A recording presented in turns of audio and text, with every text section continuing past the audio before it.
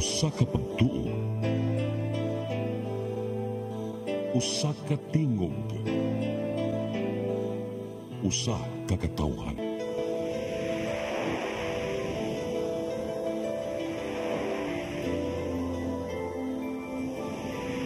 Cebu Catholic Television Network.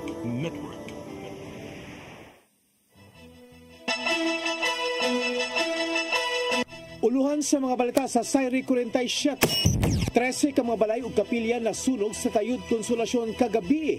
Hinungdan, giingong gisunog nga egg tray aron mabugaw ang lamok. Liberasyon alang sa 10.5 billion budget sa Office of the President alang sa sunod tuig, gitapos lang suod sa 15 minutos.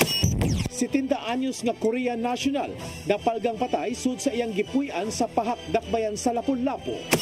5 ka kilong shabu na sakmit sa bypass operation dito sa Tagbilaran, Bohol kagabi. Sugbo, Kabisayan ug Mindanao, Pilipinas ug katawhan kutos maabot sa tong Sibya sa tibuok kalibutan mayong hapon. Live kita karon sa CCTN Channel 47 ug kini ang tulumanon sa nag-unang kasayuran nga angay natong masayran.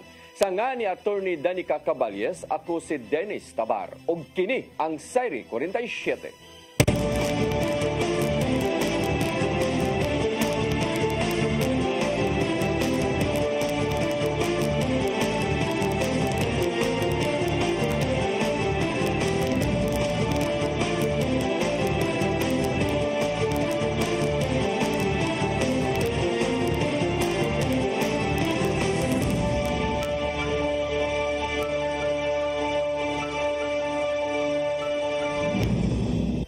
Karon sa kumpletong detalye sa atong mga balita, 13 ka mga panimay apil ng usa ka pamilya na ugdaw sa sunog sa Sitio Libo, Barangay Tayud, lungsod sa Konsolasyon kagabi. Gitudlo sa mga residente ang hinungdan sa nasunog nga egg tray nga mao'y pag-abog sa lamok. Ang kasayuran ihatod ni Mary Rose Sagarino. Gibisita kaganinang buntag sa mga opisyales sa Barangay Tayod ug Municipal Social Welfare and Development Office ang mga nasunugan sa Purok 5 Orchid, Sitio Libo. Pinanguluhan ni Kapitan Fe Cuyos gipanghatag ang relief goods gikan sa barangay ug sa lungsod, adunay bugas, gatas, dilata, tubig ug uban pa. Gawas nila ni bisita usab ang sakop sa Department of Social Welfare and Development kun DSWD pag-validate sa mga naapektaran. Sila gilauman nga makadawat og pinansyal nga ayuda.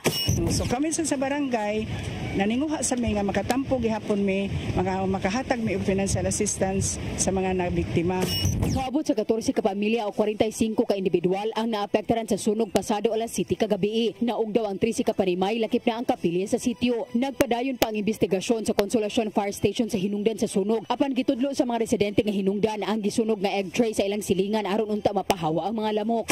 Sa ako lang pong naibawa na egg tray ko, no? Egg tray ba kay nagpasos lamok nya gihug naman kuno to sa dagat pero murag sa bato na gidak ko nakuan ba to styrofoam mao po to istorya akong nakuan nya wa dayon mabantay Ang mga nasunugan nagpabilin sa lugar, nakipuyo sa ilang mga igagaw ug kasilinganan. Matod ni Kapitan Cuyos nga gipanag-iya sa gobyerno ang yuta apan wala pa siya masayod kung mahimo pa bang makabalik og tukod sa fire site. Nakikisulya pa ko sa among municipal mayor o unsay ihang unsay mahitabo ron aning asa ni sila padulong, no, or makabalik ba ni sila, depende ra gyud na sa kuan dito sa LGU kung unsa kay lisod jud kay nila nakita jud ninyo kung sa kalisod ang ilang kahimtang diri, lisod kaayo kanang naa sila mga accident na ay mga kanang emergency, so maglisod jud sila kay ang ilang agianan para ra gyud sa tao. Mary Rose Sagarino, CCTN News. Gihingusgan sa kagamahanan sa lungsod Sargao ang pagpanghinlo sa tagsa-tagsa ka mga palibot aron malikayan ang sakit nga dengue. Sa ihap gikan sa Rural Health Unit niabot na og 159 ang nataptan sa sakit gikan sa Enero hangtod sa Agosto ning tuiga. Kadaghanan sa mga naigo sa makamatay nga sakit gikan sa lamok na edad og 5 anyos hangtod 9 anyos. Gikan sa barangay Bulasa, Poblasyon, Lengigon, Kanbanwa ug Lamakan. Matod sa Argao RHU nga mahinungdanon ang pagpanghinlo sa palibot aron kalikayan ang pagdaghan sa mga lamok nga nagdala sa dengue virus. Gihimo hinuon kini ngadto sa mga kabalayan subay sa subsob nga kampanya sa LGU batok sa maong sakit. Kagamahanan sa dakbayan sa Sugbo mopahigayon og search and destroy operation sa kabaranggayan batok sa mga lamok nga nagdaog sakit nga dengue. Kinin subay na sa nagkadaghang kaso sa dengue sa syudad. Ang kasayuran ihatod ni Sherissa Mayoy. Nagpagayon og search and destroy operation ng Cebu City Government batok sa dengue sa kabaranggayan sa Dakbayan. Kani adunay usa ka pribadong luna sa Barangay Hipodromo ang gisusi sa Cebu City Disaster Risk Reduction Management Office ug Office of the Building Officials tungod kay ang paderang ang gikurdon sa ilang property nakaali sa waterways ug peligro nga itugana sa lamok. Because naaman to'y area privately owned nga ilang gikural unya that blocked the waterway. No, so nahitabuan na nagpundo na hino ng tubig kay wa maka-flow, no, so kuyaw kay nas dengue, it becomes a dengue breeding ground. Gawas ni ini palayon ang misting o pagpanglimpyo sa mga kanala sa kabaranggayan o syudad sa mga posibleng nga pangitlugan sa lamok. Kinamduman nga natong Biyernes gipahibalo sa Cebu City Health Department nga misaka ngadto sa 2,100% ang kaso sa dengue ug aduna nay 8 ka kumpirmadong patay sa maong sakit. Sa pagkaroon padayon pang giobserbahan sa acting mayor kung padayon ang pagsaka sa kaso o nikunod na nga mao'y basihanan sa deklarasyon sa under state of emergency ang syudad. So kinahanglan na natay measures nga himuon kay para ato ning sugpuon ni nga outbreak. So we have already been doing our own internal measures na here sa Cebu City Health Office, no, and I have already mentioned all of them. Sherissa Mayoy, CCTN News. Gibutiyag sa Department of Health nga nagpaalim sulod sa ilang tagsa-tagsa ka mga panimalay ang 14 ka mga active cases sa sakit nga Mpox dinhi sa Pilipinas. Gireport ni DOH Secretary Ted Herbosa nga nagagikan ang mga natakbuyan sa sakit sa Metro Manila, Calabarzon ug Cagayan Valley. Ana-ana sa 23 ang natakbuyan sa Mpox kun kaniadtong monkeypox. Sukad ganitumaw ang maong balatian ni adtong Hulyo 2022. Maong dili pa unay activate ang Interagency Task Force for the Management of Emerging Infectious Disease kon IATF tungod kay dali rang matiman ang mga naigo sa sakit. Samtang gitataw sa DOH nga walay may tabong lockdown sa palibot bisan pa man sa pagtumaw sa Mpox.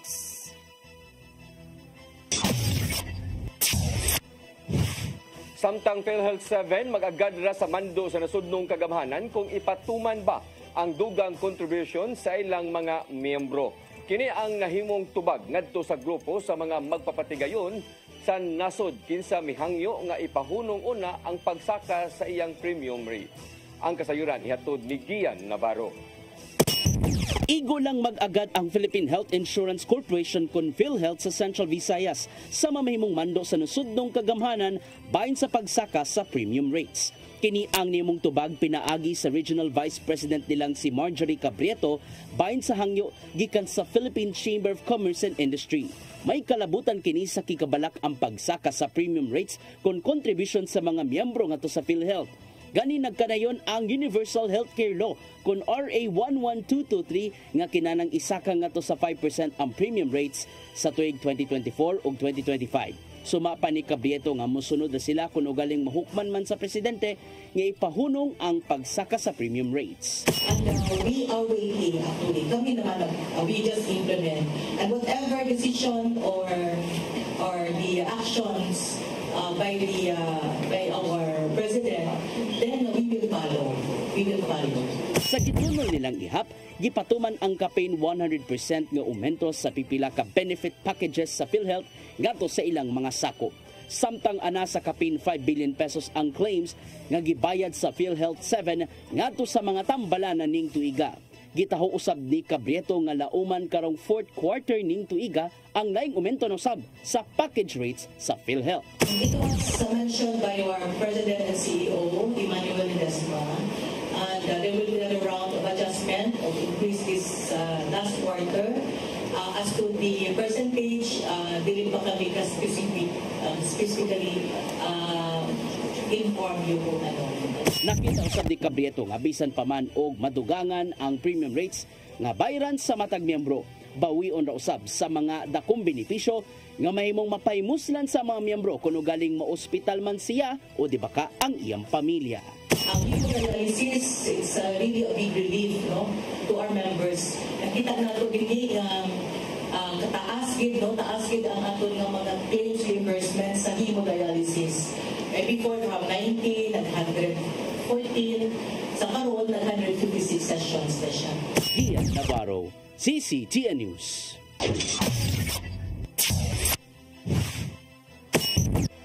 Mosunod, deliberasyon alang sa 10.5 billion peso budget sa Office of the President alang sa sunod tuig, gitapos lang sud sa 15 minutos.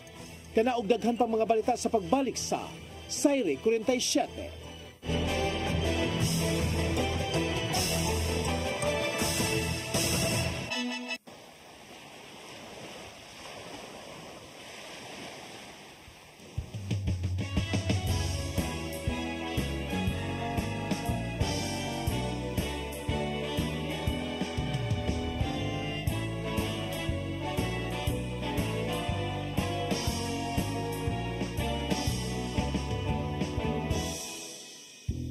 Cebu, Cebu, what is that magic in you? Once in your arms, Mr. Chum. Why people keep on coming for more? Paradise Island, they say. They can't explain the joy when they're here. It's really that magic in you.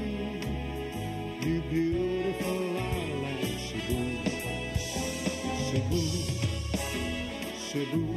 What is that magic in you? Just like your first love you had. Can't wait to see her again.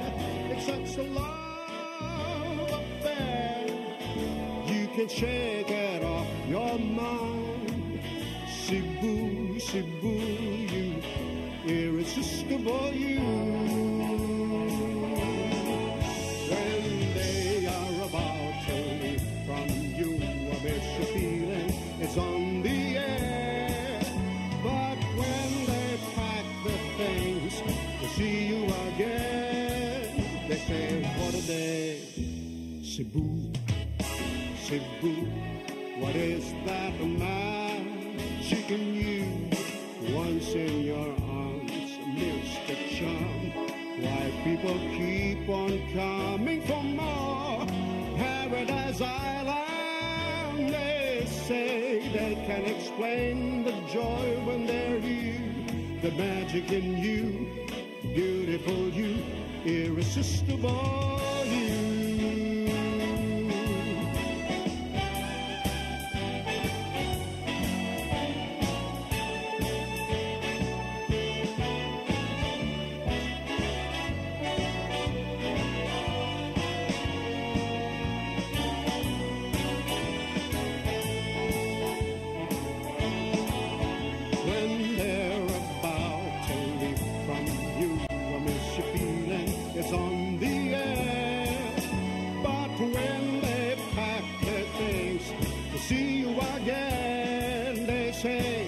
What a day, Cebu, Cebu. What is that magic in you? Just like your first love that you had. Can't wait to see her again. It's such a love affair. You can shake it off with your mind. Reminiscing sweet moments. Cebu, Cebu will haunt you. Cebu, Cebu, you irresistible you.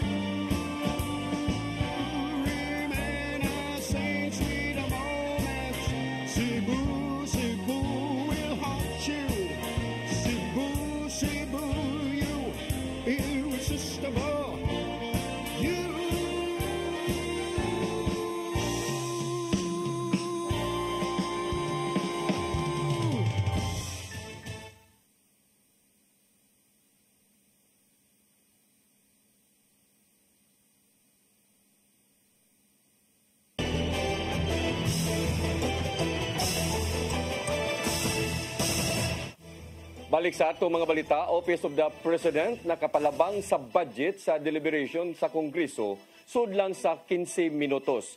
Gidudahan hinuon kini sa Makabayan Block nga mihulagway nga nahikawan ang katauhan sa papakisayod unsaon paggasto ang gipangayong kapin sa 10 bilyones ka pesos nga pundo alang sa sunod nga tuig. Ang kasayuran ihatod ni Gian Navarro. Daling gitak-op sa House Committee on Appropriations ang budget deliberations alang sa pundong gipangayo sa Office of the President sunod tuig. Humanilanat og 15 minutos ra. Mukabat gato sa 10.5 billion pesos ang gipangayo nilang pundo alang sa tuig 2025. Nakahigayon sa pagpakita silang Executive Secretary Lucas Bersamin og OP Deputy Executive Secretary for Finance and Administration Amante Liberato ang detalye sa ilang pundo. Apan gipahunong ni Abra Representative Shing Bernos ang mong budget hearing isipag ila matod pa sa nahimong pagpaningkamot sa Office of the President gato sa gobyerno. Wala hinon gikalipay sa Makabayan Block ang mong binuhatan, mong gibabagan kon gi-object nila ang gimong lakang o giatagan og 2-minute manifestation. Matod ni Kabataan Party List Representative Raul Manuel nga adunay katungod ang katawhan sama na lang sa ilang ekonomikanhong kinabuhi nga mao ang pagsaka sa ilang sweldo ingon man dugang pang trabaho ug political rights. Samtang nagganayon si ACT Teachers Party List Representative Franz Castro nga double standard lang ang gihimo nga to sa Office of the President din matod pa na ikawan ng mga Pilipino sa pagpakisayod giun sa paggasto ang gipangayong pundo. Tubagon na lang sa budget sponsor nga si Representative Toby Chanco ang tanang mga pangutana ato sa plenary sessions karong September 16. Gisuspenso usab ni House Deputy Majority Leader Janet Garin ang budget briefing ug naaprobahan lang kini sa mga kauban. Ian Navarro, CCTN News. 4 ka mga individual nga sagad mga Muslim nagparehistro sa Lapu-Lapu City pinaagi sa Register Anywhere program. Nagpadayon ang pagdagsa sa mga magparehistro sa Dakbayan. Ilabi na nga hapit na ang deadline nga gihatag sa COMELEC. Ang kasayuran hatod ni Crystal Joy Pelerca. Nahumanan ni adtong Agosto 31 ang Register Anywhere program sa COMELEC ug ang COMELEC Lapu-Lapu nakatala og 204 ka mga individual nga nipahimos niini. Base sa datos sa COMELEC Lapu-Lapu ni adtong Agosto 21, 180 pa lang ang nagparehistro nga buot mobotar sa laing lugar. Apan matod ni Attorney Anjanet Lamban, ang COMELEC officer sa COMELEC Lapu-Lapu, nga atol sa uwahing semana sa Agosto aduna pay niapas og sagad kanila mga Muslim nga taga Lanao del Sur ug Lanao del Norte. Nag-ibaysad sila during the last days or last week na mostly kadtong atong kaigsunan ng mga Muslim. So nangyari sila kay para adto na gyud sila mo butang sa Mindanao. Samtang naghuwat pa ang COMELEC Lapu-Lapu sa datos sa mga buot mobotar sa Lapu-Lapu City nga nagparehistro pinaagi sa Register Anywhere program. Nagpaabot pa ta sa kantong ng rehistro sa laing lugar nga padung sila diri sa Lapu-Lapu. So ato pa man siyang paaboton kay ang procedure ana it is, for example, kami mo dawat ng registration anywhere. So kadtong aplikante ana amo na siyang ipadala ngadto sa Manila, then Manila back to our office, then we will send it to the recipient. So lugar gyud nga ato sila mo. Sa laing bahin, nagpadayon paghihapon ang registration para sa mga gustong makabotar sa eleksyon sa sunod nga tuig. Gani karong adlaw ubay-ubay ang nidasok sa City Hall aron magparehistro. Sigon pa ni Attorney Lamban nga padayong nidagsa ang katawhan aron magparehistro tungod kay usa kini sa mga requisitos aron makapahimos sila sa mga ayuda sa dakbayan. Ubay gyapon ang nagparehistro because the government of Lapu-Lapu has this program that requires registration of voter. So if you are not registered, then you could not avail. Karong 3 ka semana na lang ang nahabilin para makaparehistro. Adunay awhag si Attorney Lamban para sa mga residente sa Lapu-Lapu City. Registration again will be up to September 30. Then kung magpaawahin mo, so basin o dili na mo maserbisyuhan tungod sa kadagan nga tao. Di pahibaw usab si Attorney Lamban nga ang on-site registration sa COMELEC Lapu-Lapu karong September 25, 26, 27 ug 30 ipahigayon nila sa Gaisano Plaza sa Barangay Basak. Crystal Joy Pelerca, CCTN News. Mga poster nga dunay naong ni Mandawi City Treasurer Attorney Regal Oliva nakadisplay karon sa kadalanan diya sa Mandawi. Musod baka siya sa politika? Ato ning sayran sa report ni Mary Rose Sagarino.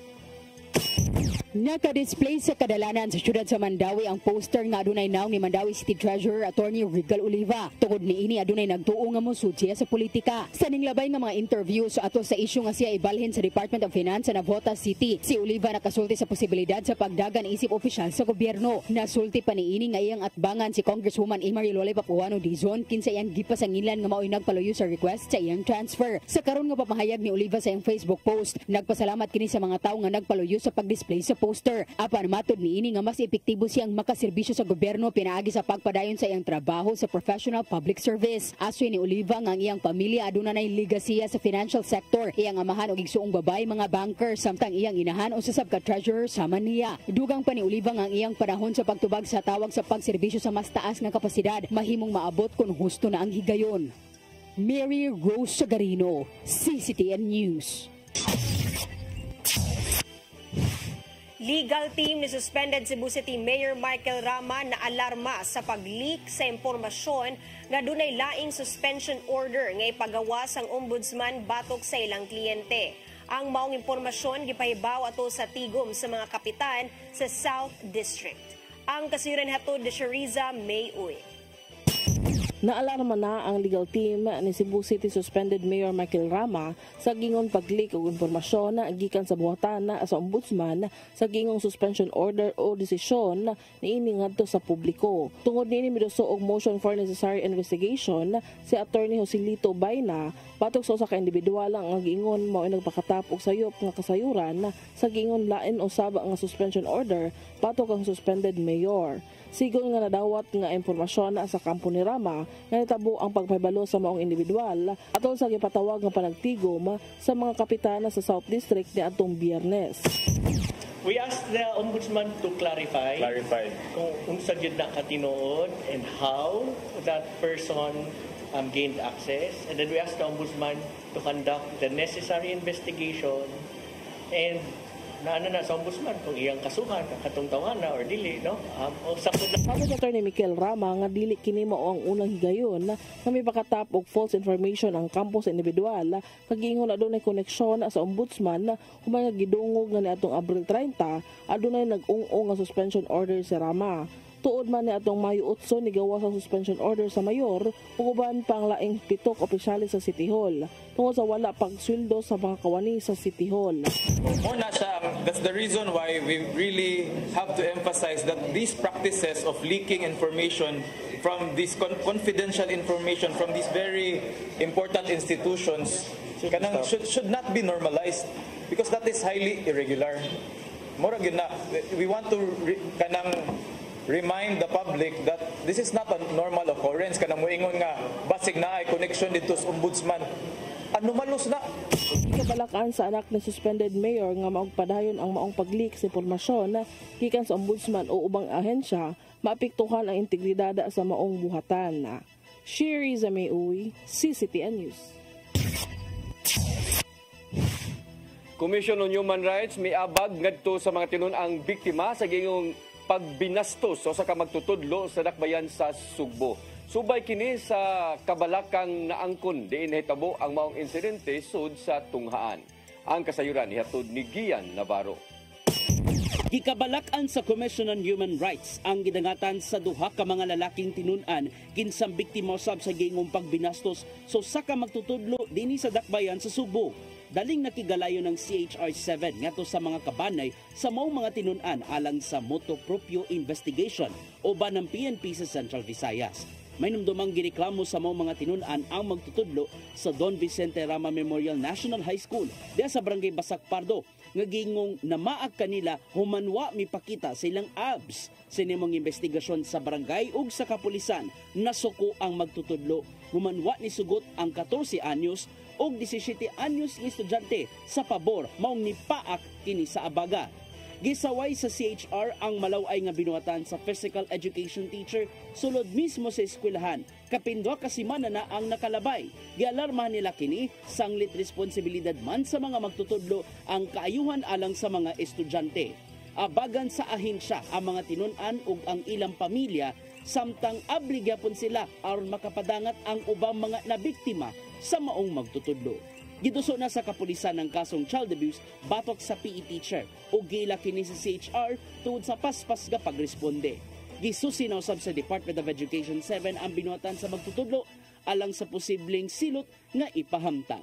May pasalig ang CHR nga ipatigbabaw kanunay ang katungod sa matag batan-on dungan sa pagsiguro nga mag-atubang og silot ang mga hamtong nga nagmalapason ni ini. Gian Navarro, CCTN News.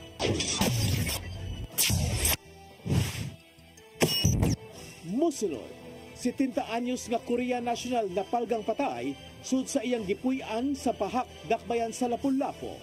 Kana og daghan pang mga balita sa pagbalik sa Sayri 47.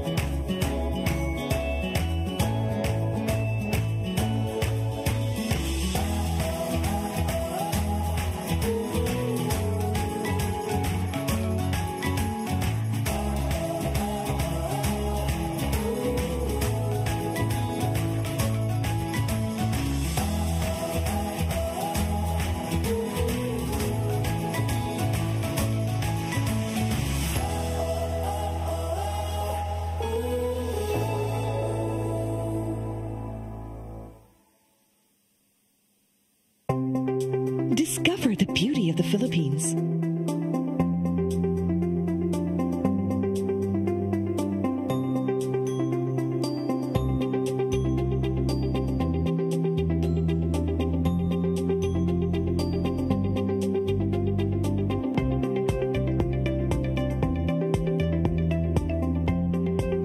With Philippine Airlines, the country's flag carrier.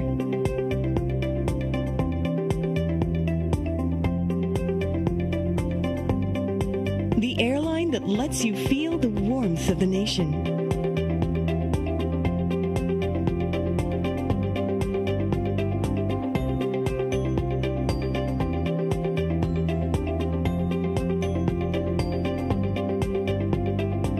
Mabuhay.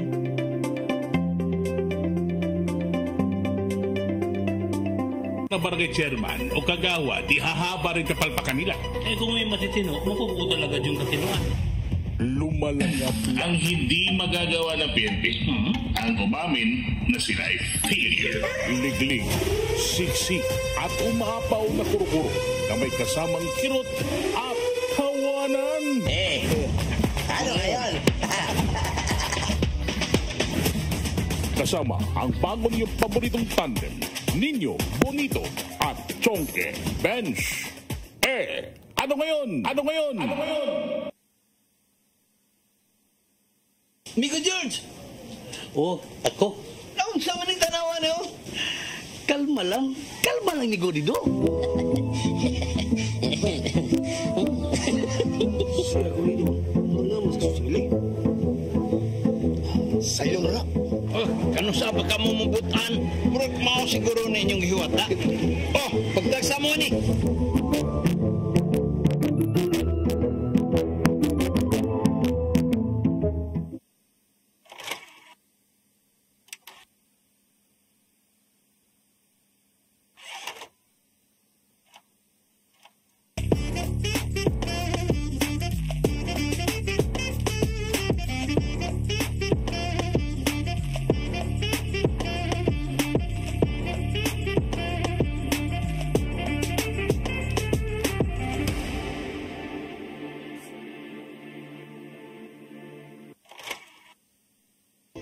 Come October 4, 5, and 6, another gathering will be held in Cebu City, the first National Charis Conference, which is open to all charismatic communities, realities, and expressions.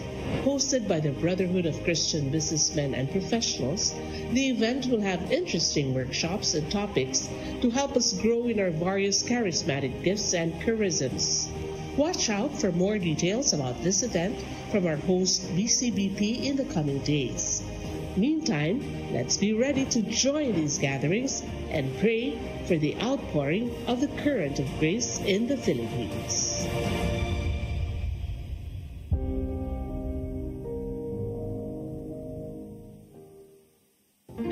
I am the God that healeth thee. I am the Lord, your healer. I sent my word and healed your disease. I am the Lord, your healer. I am the God that healeth thee. I am the Lord, your healer. I sent my word and healed your disease.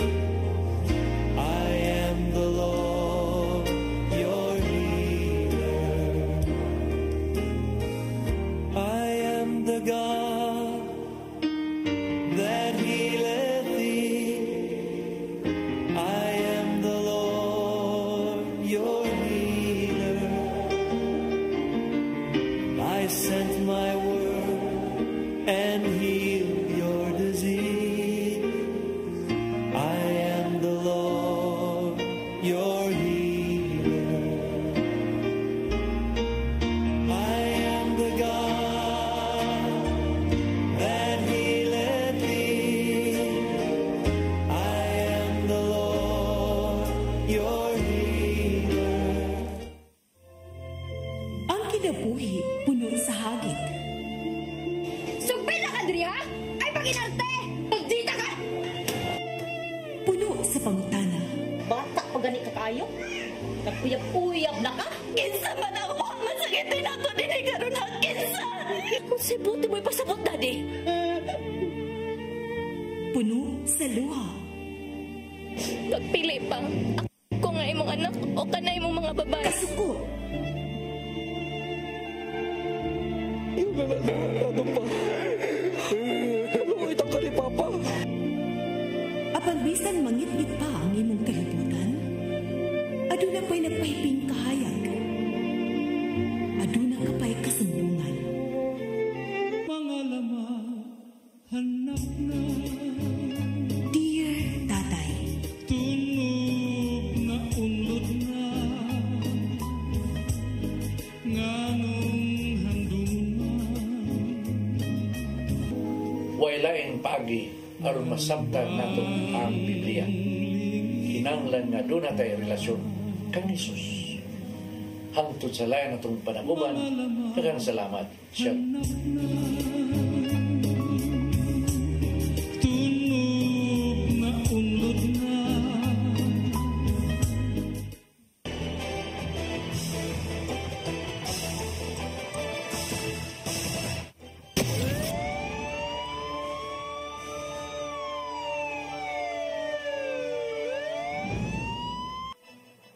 Balik sa atong mga balita, napalgang patay sud siyang gipuy-an ang 70 anyos nga Korean national sa sitio Umpad Compound sa barangay Pahak, Dakbayan sa Lapu-Lapu. Nakadawat og report ang Lapu-Lapu City Police Station 2 sa mao nga insidente pasado alas 11 sa buntag. Kini human nga naabtan ni Clinton Dungog Dico kinsa maoy tigpalit og maintenance sa mao nga langyaw. Ang patayng lawas kagay ng buntag mga nagpagsud ni Dico sa Pinoy-ana niini, naabtan na lang niya nga hukas o daghigda sa saog ang iya nga pagpalitan og tambal. Wa na masuta pa ang hinungdan, wa pa masuta ang hinungdan sa kamatayon sa 70 anyos ug padayon pa kining gisusi sa kapulisan. Lima ka kilo nga shabu na sakmit sa PDEA 7 uban sa kapulisan ug laing ahensya sa gobyerno sa buy-bust operation sa Dakbayan sa Tagbilaran, Lalawigan sa Bohol kagabi. Gisubay pa nila kung asa gikan ang maong gidaghanon sa supply sa ilegal nga drogas. Ang kasayuran hatod ni Arnold Bustamante. 5 ka kilo sa gituang shabu ang nasakmit sa mga sakop sa Philippine Drug Enforcement Agency 7 uban sa Naval Forces Central, Philippine Maritime Police ug Bohol Provincial Drug Enforcement Unit atol sa gilusag nga buy-bust operation sa Binayran Road, Barangay Dampas, Dakbayan sa Tagbilaran, probinsya sa Bohol. Alas 9 gabi, ang suspitsado nga nadakpan gilang si Robert Tiro, 42 anyos, residente sa Dakbayan sa Tagbilaran, Bohol. Nakuha sa mga operatiba ang 5 ka vacuum sealed packs nga shabu nga dunay gibugaton nga 5,000 gramos nga dunay estimated average market value nga 34 million pesos. Lakip sa nakuha ang buy-bust money o sa ka-cellphone ug usa ka sakinan nga sedan. Ang mga nakuha nga ebidensya gisubmit na sa PDEA 7 na lang sa chemical analysis. Mato ni Lia Alcantara, information officer sa PDEA 7, na sa kabuuan nila nga gipaubos sa case build-up ang suspitsado, human na nila madawat ang impormasyon sa kasaligang tinubdan. Base sa nakuha nga kasayuran nga makabaligyan ni og 2 ngadto sa 3 ka kilo nga shabu matag semana dito sa lalawigan sa Bohol.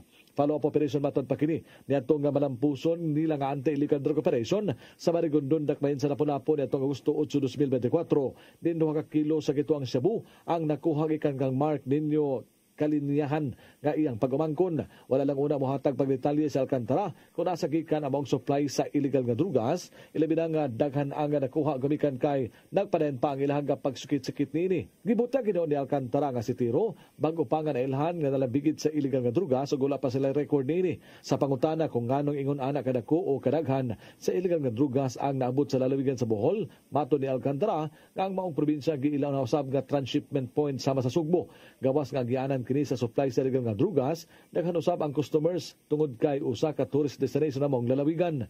Subay na gipahugtan sa PDEA 7 uban sa kapulisan ang ilang monitoring sa mga dagkong personalidad nga mopalusot sa supply sa illegal nga drugas sa Bohol gikan sa silingang rehiyon. Arnold Bustamante, CCTV News. Nasunog ang usa ka Toyota Light Ace van nga adunay plate number GDR 240. Kaganinang udto kini atubangan sa Marigondon Elementary School sa Barangay Marigondon, Dakbayan sa Lapu-Lapu. Napaong na hinuon dayon ang sunog paglabay sa 5 ka minutos gikan sa pagresponde sa kabumbiruhan. Ang van nga gipanag-iyan ni Rosalinda Viray ni Danyos og 100,000 pesos. Padayon pa nga gisusi sa Lapu-Lapu City Fire District ang hinungdan sa pagkasunog sa maong van. Samtang wa hinuoy gika-report nga naangol atol sa maong nga sunog.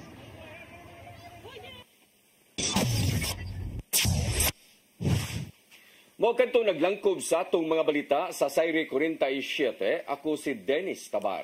Ako si Danica Caballes. Hangtod ugma sa inyong paboritong tulumanon. Sayre 47.